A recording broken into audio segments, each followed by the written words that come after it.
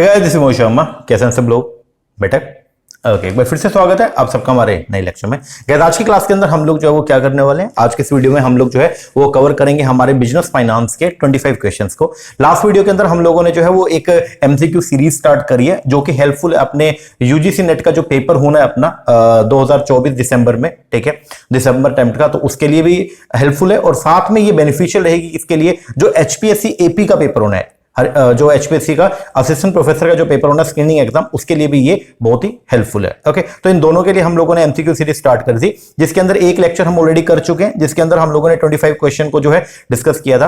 अब आज की इस क्लास के अंदर हम लोग जो है वो नेक्स्ट 25 क्वेश्चन को जो है वो डिस्कस करेंगे। ओके जी, तो बिजनेस फाइनेंस अपना जो है वो टॉपिक रहने वाला है और इसके टोटल आज 25 क्वेश्चन डिस्कस करेंगे, तो ये ओवरऑल मिला के कितने हो जाएंगे? 50 हो जाएंगे। ओके जी, इसी तरीके से जैसे ये यूनिट हम कंप्लीट करेंगे तो लगभग इसके कोई लगभग 400 क्वेश्चन हम कर लेंगे और ऐसे ही करके फिर हम लोग जो है वो नेक्स्ट यूनिट, ठीक है, जो अपने 10 यूनिट है वो सारे के सारे हम लोग जो है वो कंप्लीट करने वाले हैं। ठीक है ना जी सर, चलो शुरुआत करते हैं। सबसे पहला क्वेश्चन आज का जो हमारे सामने आ रहा है, ये बोलता है पॉजिटिव एनपीवी जो होती है ना, एक प्रपोजल की जो पॉजिटिव एनपीवी है, ठीक है, it is positive NPV in a project appraised by a firm में not occur on account of. तो पॉजिटिव एनपीवी किस वजह से नहीं होती है? तो पॉजिटिव एनपीवी इकोनॉमिक स्केल की वजह से आएगी, ठीक है, अगर आपका स्केल जो है वो बढ़ेगा, ठीक है, अगर आप लार्ज लेवल पे अगर आप प्रोडक्शन करते हो, ठीक है, तो बट नेचुरली आपको स्पेशलाइजेशन का बेनिफिट रिसीव होगा और आपका पर यूनिट कॉस्ट है वो रिड्यूस हो जाएगा, तो जिससे आपका जो है वो इनकम बढ़ जाएगी, तो आपका जो है वो एनपीवी क्या होगा? इंक्रीज होगा। ठीक है, अगर मार्केट रीच आपकी बढ़ती है तो उससे भी आपका एनपीवी जो है वो, क्योंकि मार्केट रीच बढ़ेगी तो सेल बढ़ेगा, सेल बढ़ेगा तो प्रॉफिटेबिलिटी बढ़ेगी और प्रॉफिटेबिलिटी अगर बढ़ती है तो आपका जो है वो क्या होगा? एनपीवी पॉजिटिव आएगा। फिर प्रोडक्ट डिफरेंशिएशन, अगर आप कई सारे मार्केट अगर आप एक मार्केट में कई सारे प्रोडक्ट जो है वो क्या करते हैं? लॉन्च करते हो, तो इससे आपका सेल जो है इंक्रीज होगा और उसकी वजह से जो है वो क्या क्या बेनिफिट होगा? उसकी वजह से जो है वो सेल अगर बढ़ेगा तो प्रॉफिटेबिलिटी बढ़ेगा और फिर प्रॉफिटेबिलिटी बढ़ने पर जो है वो क्या होगा? आपका एनपीवी इंक्रीज होगा। लेकिन इनटेंजिबल बेनिफिट, ये इसका आंसर नहीं है। इनटेंजिबल बेनिफिट जो है वो क्या? पहले समझो इसको। इनटेंजिबल बेनिफिट वो बेनिफिट है which can't be easily quantify, जिसको हम लोग जो वो क्वांटिफाई या मेजर नहीं कर सकते मॉनेटरी टर्म्स के अंदर, उसको बोलते हैं हम लोग क्या? Intangible benefit. एग्जांपल के अंदर क्या आएगा? ब्रांड रिकॉग्निशन, कस्टमर सेटिस्फैक्शन या एम्प्लॉय मोरल, ये सब जो है ये एग्जांपल है किसका? इनटेंजिबल बेनिफिट का। Because these benefit can't be easily quantify, they may not be include in the NPV calculation, क्योंकि इनको हम क्वांटिफाई नहीं कर सकते, इसीलिए इसको एनपीवी की कैलकुलेशन में हम लोग कंसीडर नहीं करते, which could result in a lower NPV. ठीक है, अगर क्वांटिफाई करते तो एनपीवी बढ़ता है, क्वांटिफाई नहीं करते तो एनपीवी क्या होगा? कम होगा। अब ध्यान देना, पॉजिटिव एनपीवी जो होती है ना एक प्रोजेक्ट में, which is appraised by a firm, might not occur due to factor like unrealistic cash flow projection.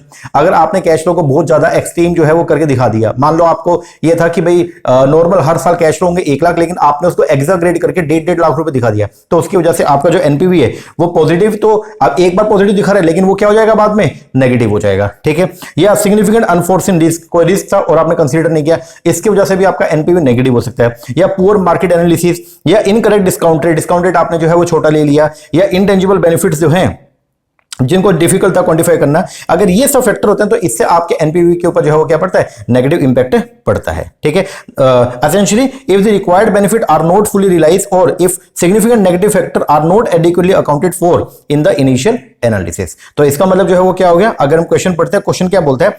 Positive NPV जो है प्रोजेक्ट की अप्रेज्ड बाय फर्म में नोट अकर, इन तीनों की वजह से पॉजिटिव एनपीवी आएगा, बट इनटेंजिबल बेनिफिट की वजह से जो है पॉजिटिव एनपीवी अकर नहीं होगा, क्योंकि इसको हम लोग जो है वो मॉनेटरी टर्म्स के अंदर क्वांटिफाई नहीं कर सकते हैं।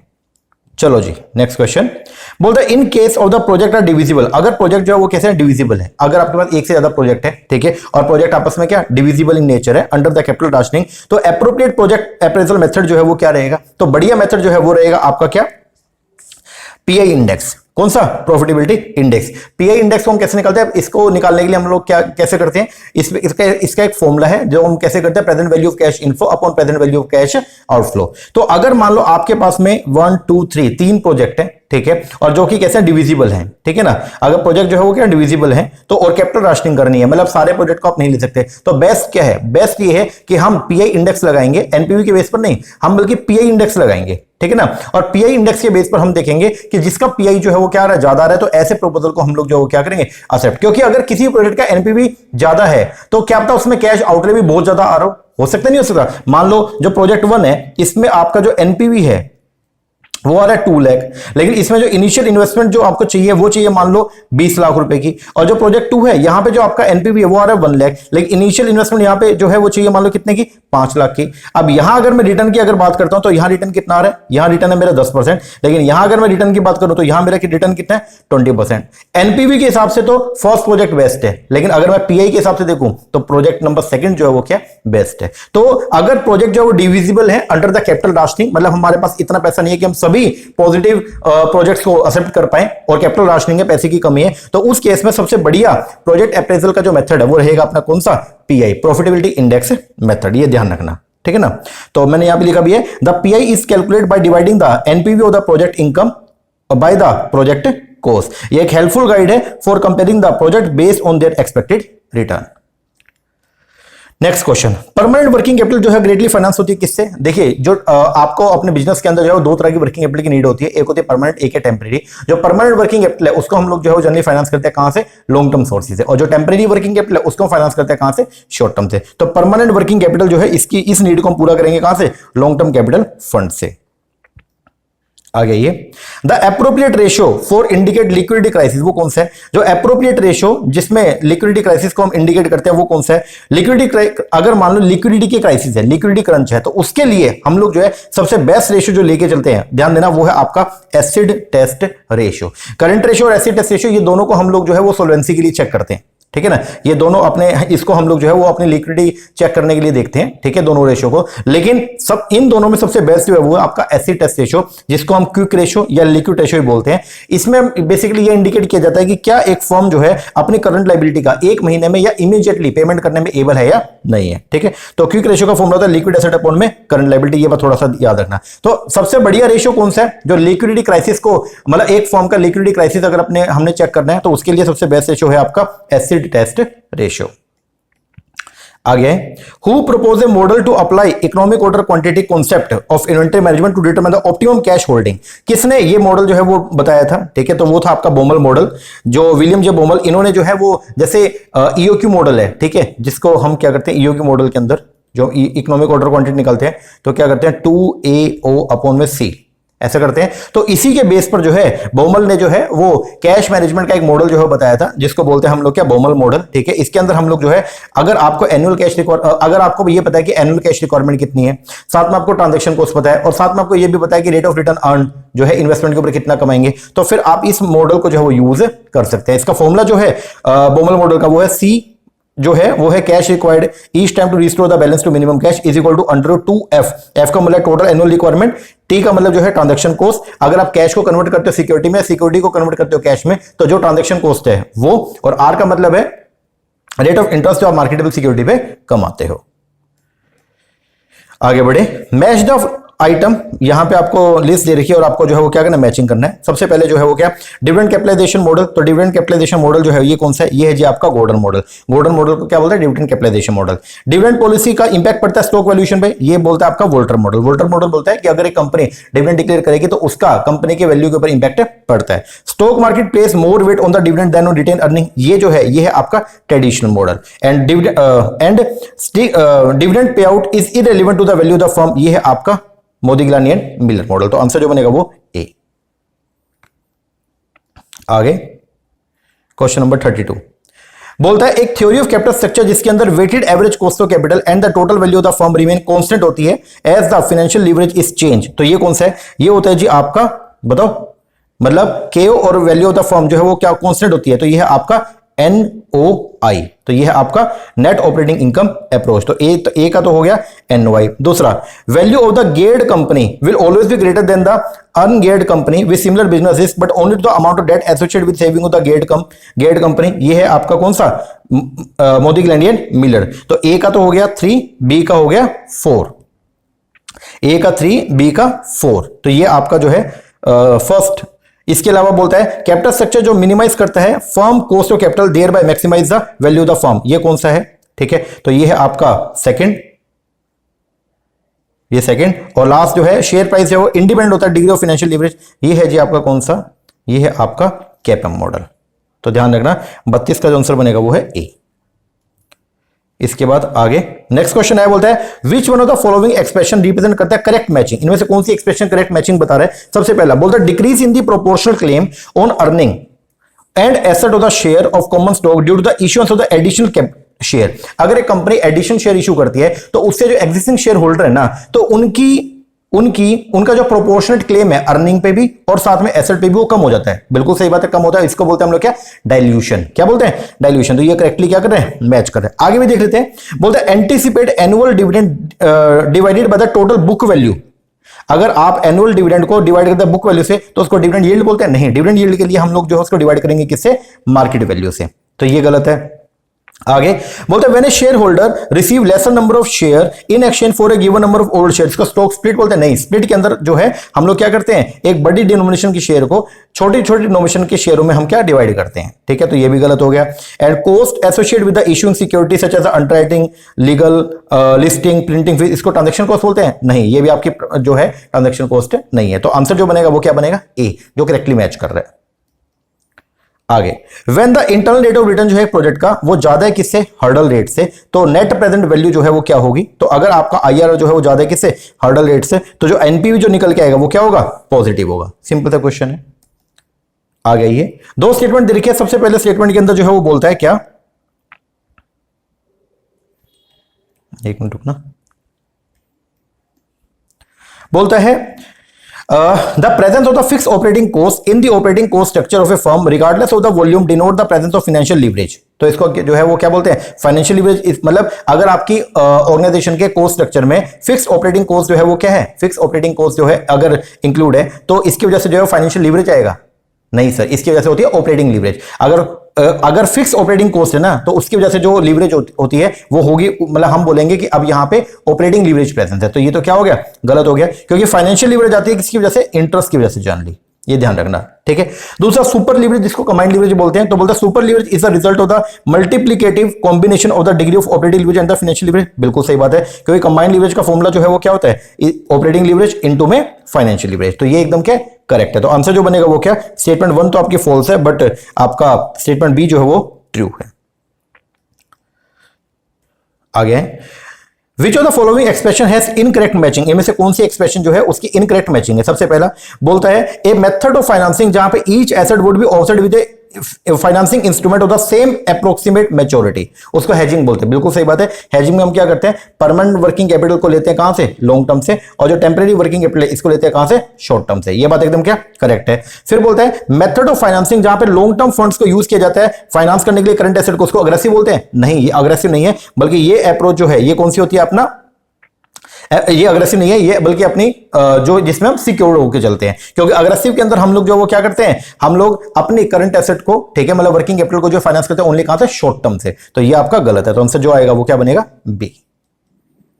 आगे which one of the following is not among the assumption of the MM. इनमें से कौन सी एमएम मॉडल की असम्पशन नहीं है, इनमें से कौन सी एमएम मॉडल की असम्पशन नहीं है। तो परफेक्ट कैपिटल मार्केट ये असम्पशन होती है, इक्विवेलेंट रिस्क क्लास ये असम्पशन है, एब्सेंस ऑफ टैक्स ये असम्पशन है, लेकिन unity for the dividend pay out ratio, कि डिविडेंड पे आउट रेशियो आपका सेम रहेगा, ये इसकी असम्पशन नहीं है। आगे मोस्ट सुटेबल कवरेज रेशियो जो है ना फॉर डिसाइड करने के लिए debt capacity of a firm, वो क्या है। तो एक फर्म की अगर डेट कैपेसिटी को आपने मेजर करना है तो उसके लिए सबसे सुटेबल रेशियो जो है वो है आपका कैश फ्लो कवरेज रेशियो। देखो यहां पे आंसर में आप ये करके आओगे डेट सर्विस कवरेज रेशियो, लेकिन अगर आपको डेट कैपेसिटी एक फर्म की देखनी है तो सबसे पहले आप ये देखो कि आपके पास में कितना कैश फ्लो अवेलेबल है, ठीक है ना। क्योंकि कई बार क्या होता है कि डेट सर्विस कैपेसिटी तो है लेकिन कैश ही नहीं है, तो फिर बात नहीं बनती है, ठीक है ना। क्योंकि नेट प्रॉफिट अगर आपके पास में है, ठीक है, अच्छा नेट प्रॉफिट है, लेकिन कैश, ऐसा जरूरी थोड़ी कि अगर आपका नेट प्रॉफिट जितना हुआ उतना कैश भी अवेलेबल होगा, नहीं, ये चीज पॉसिबल नहीं होती है। तो यहां पे लिखा भी हुआ है debt capacity therefore should be thought in terms of operating cash flow servicing debt rather than debt ratio. तो एक फर्म जो है वो फेस करती है financial distress even insolvency when its cash flow problem. तो सबसे बढ़िया जो आपके पास में जो कवरेज रेशियो है जिसके बेस पर आप डेट कैपेसिटी एक फर्म की डिसाइड करोगे वो है आपका cash flow coverage ratio. Which one of the following is the most popular method for estimate the cost of equity? तो cost of equity निकालने का सबसे मोस्ट पॉपुलर मेथड जो है वो है आपका CAPM model, capital asset pricing model, ठीक है। और इसमें हम कैसे निकालते हैं, cost of equity is equal to risk free, risk rate plus में beta into R M minus में आर एफ करके। आगे, which one the following is not the internal factor affecting the weighted average cost of capital of a firm. इनमें से कौन सा जो है वो इंटरनल फैक्टर नहीं है। देखो, जब हम कॉस्ट ऑफ कैपिटल की बात करते हैं तो weighted average cost of capital को कई सारे फैक्टर अफेक्ट करते हैं। एक होता है, उनको दो पार्ट में बाइफरकेट करते हैं, एक है इंटरनल और एक है कौन सा, एक्सटर्नल। इंटरनल के अंदर आएगा बेसिकली जैसे आपका कंपनी का, पहली बात तो इंटरनल जो फैक्टर होते हैं उनको बोलते हैं हम लोग क्या, कंट्रोलेबल, और जो एक्सटर्नल फैक्टर है ये होते हैं क्या, अनकंट्रोलेबल। तो इंटरनल फैक्टर के अंदर आएगा जैसे कैपिटल स्ट्रक्चर पॉलिसी हो गया एक फर्म का, डिविडेंड पॉलिसी हो गया, इन्वेस्टमेंट पॉलिसी हो गया, तो ये सब पार्ट है किसका, इंटरनल। और एक्सटर्नल की अगर बात करते हैं तो इसके अंदर आएगा जैसे टैक्स रेट हो गया, लेवल ऑफ इंटरेस्ट रेट हो गया, मार्केट स्प्रीमियम हो गया, तो ये सब है क्या, एक्सटर्नल। तो आपको यहां पे बताना है क्या, इनमें से कौन सा मेथड इंटरनल मेथड नहीं है। तो इन्वेस्टमेंट पॉलिसी ये आपका जो है मेथड है, कैपिटल स्ट्रक्चर ये भी मेथड है, डिविडेंड पॉलिसी मेथड है, लेकिन मार्केट स्कीम ये आपका एक्सटर्नल मेथड है, इंटरनल मेथड नहीं है। आगे, मोस्ट कॉमन अप्रोच जो है for analyse the capital structure of a firm, वो कौन सी है, तो वो है आपका कंपैरेटिव लीवरेज एनालिसिस। ठीक है, अगर आपको एनालिसिस करना है एक फर्म के कैपिटल स्ट्रक्चर को, तो उसके लिए आप सबसे बढ़िया जो है वो है कंपैरेटिव लीवरेज एनालिसिस जो है, इस अप्रोच से आप देख सकते हो, जिसके अंदर आप क्या करोगे, एक फर्म की जो लीवरेज, एक फर्म ने जितना लीवरेज ले रखा है उसको हम लोग कंपेयर करके देखते हैं इंडस्ट्री में जो बाकी फर्म्स हैं उनके लीवरेज कैपेसिटी से। ठीक है ना, तो वो है आपका कंपैरेटिव लीवरेज एनालिसिस। आगे, inability of a firm to meet its obligation, अगर एक फर्म जो है वो क्या इनेबल होगी कि वो अपनी ऑब्लिगेशन को मीट आउट नहीं कर पा रही है, it result in financial distress, जिसकी वजह से फाइनेंशियल डिस्ट्रेस आ जाएगा, जिसकी वजह से क्या होगा, बैंकरप्सी भी आ सकती है और कंपनी डिसॉल्व भी हो सकती है, रिजल्टिंग इनटू द फॉलोइंग। तो उसकी वजह से क्या होगा, तो उसकी वजह से एक तो आपको जो है अपनी एसेट्स को जो है वो लोअर वैल्यू पे सेल करना पड़ेगा, यस। उसकी वजह से लीगल और एडमिनिस्ट्रेटिव कॉस्ट है बैंकरप्सी की वो भी बढ़ जाएगी, यस। तो आंसर जो है 1 एंड 2 बोलते हो सी। आगे, म्यूचुअली एक्सक्लूसिव जो प्रोजेक्ट होते हैं, म्यूचुअली एक्सक्लूसिव कौन से होते हैं, या तो ए या फिर बी। ठीक है ना, दोनों को एक साथ नहीं ले सकते। अगर ए एक्सेप्ट हो गया तो बी अपने आप ही क्या रिजेक्ट हो जाएगा, या अगर बी एक्सेप्ट हो गया तो ए अपने आप ही क्या रिजेक्ट हो जाएगा, उसको बोलते हैं म्यूचुअली एक्सक्लूसिव प्रोजेक्ट। तो बोलता है mutually exclusive project can be more accurately rank, उसको एक्यूरेटली रैंक करते हैं एज पर किसके हिसाब से, तो म्यूचुअली जो एक्सक्लूसिव प्रोजेक्ट है उनको हम लोग जो है वो रैंक करते हैं किसके बेस पर, सबसे बढ़िया इसको हम रैंक करते हैं एनपीवी के बेस पर, कि अगर मान लो दो म्यूचुअली एक्सक्लूसिव प्रोजेक्ट है जिसका एनपीवी ज्यादा होगा उसको हम क्या करेंगे, एक्सेप्ट करेंगे। आगे, when which one of the following does not constitute stand alone risk analysis, इनमें से कौन सा स्टैंड एलोन रिस्क एनालिसिस नहीं है। सिमुलेशन टेक्निक स्टैंड एलोन है, ब्रेक इवन स्टैंड एलोन है, सिनेरियो स्टैंड एलोन, लेकिन जो कॉर्पोरेट रिस्क एनालिसिस है ये स्टैंड एलोन नहीं है, क्योंकि इसमें कई सारे फैक्टर को हम लोग जो कंसीडर करके चलते हैं। आगे, फाइनेंशियल लीवरेज जो है एक फर्म के अंदर वो पॉजिटिवली अफेक्ट होगी किससे, तो फाइनेंशियल लीवरेज जो है वो पॉजिटिवली अफेक्ट होती है by intensity of the tangible asset. तो अगर मान लो टेंजिबल एसेट जो है वो अगर आपके ऑर्गेनाइजेशन के अंदर बढ़िया है, अगर आप उस पर अच्छा रिटर्न कमा रहे हैं, ठीक है ना, और वो मतलब जो आपकी कॉस्ट है, कॉस्ट टू डेट है, अगर से ज्यादा कमा रहे हैं, तो बट नेचुरली कि फाइनेंशियल लीवरेज आपके फर्म को क्या करेगा, बेनिफिट करेगा। और इसी को जनरली ट्रेडिंग ऑन इक्विटी भी बोलते हैं। ठीक है ना, कि चीपर डेट का बेनिफिट उठा के और इक्विटी वालों की अर्निंग को हम लोग क्या कर देंगे, बढ़ा देंगे। आगे बोलते हैं कौन सा कॉम्बिनेशन जो है दो स्टेटमेंट का वो करेक्ट है। सबसे पहला बोलते हैं जो आईआरआर है एक प्रोजेक्ट का वो डिस्काउंटेड होता है, जो रिड्यूस करता है इसकी एनपीवी को 0, ये बात एकदम जो है वो क्या करेक्ट है, सही है। फिर बोलता है प्रोजेक्ट इज वर्थ एक्सेप्टिंग, अगर आईआरआर कॉस्ट कैपिटल से ज्यादा है, ये बात भी एकदम क्या करेक्ट है। तो आंसर क्या आएगा, both A and R are correct, B. आगे, a company should pay minimum dividend to shareholder, अगर उसका आर इज ग्रेटर देन के ही है, बिल्कुल सही बात है। अगर कंपनी का आर ज्यादा और के ही कम है, ठीक है, तो कंपनी को जो है बल्कि डिविडेंड पे ही नहीं करना चाहिए, बिल्कुल कम डिविडेंड पे करना चाहिए, ये बात एकदम क्या करेक्ट है। फिर बोलते हैं dividend are heavily tax than the capital gain, ये बात भी एकदम क्या है सही है। तो आंसर जो बनेगा वो क्या बनेगा, 47 का ए। आगे, weighted average cost of capital should use as a hurdle rate for accepting or rejecting a capital busting proposal। बोलते हैं weighted average cost of capital को हम लोग जो hurdle rate के तौर पे लेके चलते हैं, ठीक है। अगर किसी भी प्रपोजल को एक्सेप्ट करना है, रिजेक्ट करना है, तो उसके लिए हम लोग जो है ओवरऑल कॉस्ट ऑफ कैपिटल को लेके चलते हैं, ये बात एकदम क्या करेक्ट है, ये बात क्या है सही है। फिर बोलता है ऐसा इसलिए होता है, it is because by financing in the proportion specify and accepting the project yielding more than the weighted average required return, the firm is able to increase the market price of the stock, ये बात भी एकदम क्या correct है। तो दोनों के दोनों रीजन जो है वो एकदम क्या है, मतलब दोनों के दोनों स्टेटमेंट आपकी ट्रू है। आंसर क्या आएगा, बी। भाई ओवरऑल मतलब जब किसी भी प्रोजेक्ट को अगर हमने इवेल्यूएट करना है तो उसके लिए हम लोग जो है डिस्काउंट फैक्टर के तौर पे हम लोग क्या करते हैं, डब्ल्यूएसीसी को लेके चलते हैं। फिर बोलते हैं ऐसा इसलिए करते हैं क्योंकि फाइनेंसिंग इन द प्रोपोर्शन, क्योंकि एक प्रोजेक्ट में जो पैसा लगता है ना, वो ना तो सिर्फ डेट का लगता है ना ही इक्विटी का, बल्कि ब्लेंडेड फॉर्म में लगता है, दोनों का मिक्स। और दोनों का मिक्स की जो कॉस्ट होती है वो क्या होती है, ओवरऑल कॉस्ट ऑफ कैपिटल। इसीलिए हम लोग जो है वो क्या करते हैं, ओवरऑल कॉस्ट ऑफ कैपिटल से ही अपना डिस्काउंट रेट जो है, ओवरऑल कॉस्ट ऑफ कैपिटल को ही अपना डिस्काउंट रेट लेकर चलते हैं। आगे ये थोड़ा टेक्निकल क्वेश्चन ध्यान देना। बोलते हैं एक firm want to know the degree of operating leverage. देखो डिग्री ऑफ ऑपरेटिंग लीवरेज का वैसे फॉर्मूला क्या है, कंट्रीब्यूशन अपॉन ईबीआईटी, ठीक है। लेकिन अगर आपको यहां पे करंट लेवल ऑफ सेल दे दे 6000, ठीक है, और ब्रेक इवन पॉइंट की सेल दे दी कितना 4000, तो आपका डिग्री ऑफ ऑपरेटिंग लीवरेज आपको बताना है, ठीक है ना। तो ये ब्रेक इवन जो आपका करंट लेवल का सेल है और ये जो ब्रेक इवन पॉइंट का सेल है, ठीक है ना, तो ये ब्रेक इवन पॉइंट का सेल है बेसिकली आपकी, यहां पे आपकी कॉस्ट पूरी हो रही है, ठीक है। तो ये एक तरीके की आपकी ऑपरेटिंग कॉस्ट हो गई है, समझ में आया क्या? ये क्या आपका ऑपरेटिंग कॉस्ट, आपकी ऑपरेटिंग फिक्स कॉस्ट आपकी पूरी हो गई है, ठीक है।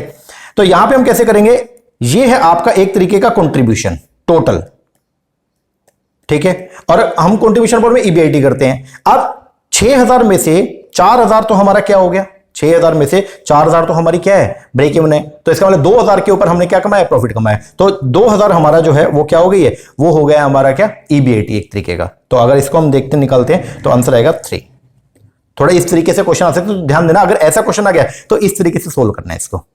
और आज का जो हमारा लास्ट क्वेश्चन है वो है ये, दो स्टेटमेंट दे रखी है। स्टेटमेंट 1 के अंदर बोलता है व्हेन 2 और more investment proposal are mutually exclusive. जब एक कंपनी के अंदर 2 या 2 से ज्यादा इन्वेस्टमेंट प्रपोजल जो है वो म्यूचुअली एक्सक्लूसिव है, तो उनका रैंकिंग करना on the base of IRR, NPV, pi, वो कॉन्ट्राडिक्टरी रिजल्ट देगा। ये बात एकदम क्या है, करेक्ट है भाई। अगर आपके ऑर्गेनाइजेशन के अंदर अगर मान लो एक से ज्यादा आपका प्रोजेक्ट है, तो उनका आप कंपैरिजन जब करोगे आईआरआर के बेस पर तो रिजल्ट कुछ हो रहेगा, एनपीवी के बेस पर रिजल्ट कुछ हो रहा है, पीआई के बेस पर रिजल्ट कुछ हो रहेगा। ये बात एकदम क्या सही है। ऐसा क्यों होगा, रीजन बता रहे हैं, the contradictory result in the ranking are due to the differing dimension relating to the cash scale of investment, cash flow pattern and the project life. तो आपको ये बताना है कि दोनों स्टेटमेंट जो है उनके बारे में रिलेशन बताना है। तो हम बोलेंगे स्टेटमेंट ए तो आपकी एकदम क्या करेक्ट है, लेकिन आर जो है वो नेसेसरी कंडीशन नहीं है, ठीक है ना। मतलब आर जो है वो नेसेसरी कंडीशन, लेकिन ये सफिशिएंट नहीं है। मतलब सिर्फ इनकी वजह से ही ऐसा होता है, मतलब इनकी वजह से कंफ्लिक्टिंग रिजल्ट आता है, ऐसा पॉसिबल नहीं है। तो आंसर जो बनेगा वो क्या बनेगा, बी। ध्यान देना आर है तो करेक्ट, लेकिन ये सफिशिएंट, ध्यान देना ये सफिशिएंट कंडीशन नहीं है। ये जरूरी है रिजल्ट, मतलब जो आपका नेगेटिव रिजल्ट आएगा या जो चेंज रिजल्ट आएगा, किसी अलग अलग जो आपके पास टेक्निक है उनको यूज करके जो रिजल्ट आएगा वो अलग अलग आएगा। ये रीजन है, scale of investment, cash flow pattern, project life, ये इसके रीजन है, लेकिन यही रीजन है ऐसा जरूरी नहीं है। इसके अलावा भी कई सारे फैक्टर और भी होते हैं। तो इसका मतलब हम बोलेंगे असर्शन तो आपकी ट्रू है, लेकिन आर एक नेसेसरी कंडीशन है, बट ये सफिशिएंट कंडीशन नहीं है। तो इसका आंसर जो बनेगा वो क्या बनेगा, बी।